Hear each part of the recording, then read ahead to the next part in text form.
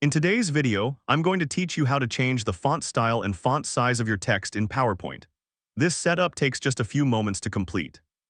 To start, open your PowerPoint presentation and navigate to the slide containing the text you want to modify. This will allow you to see the text you are working with directly on the slide. Once that's complete, click on the text box to select it. You should notice that the text box is now highlighted, indicating that it's ready for editing. Next, you'll want to go to the Home tab located in the top menu bar. This tab contains all the basic text formatting options you need. From here, look for the font group within the Home tab.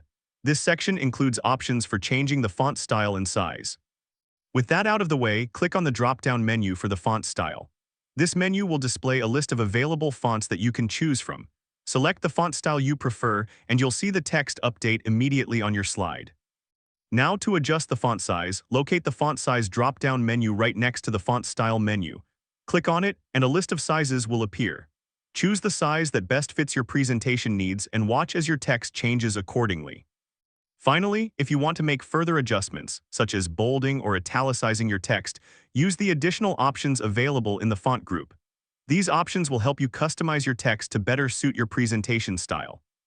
And there you have it. You've successfully changed the font style and size of your text in PowerPoint.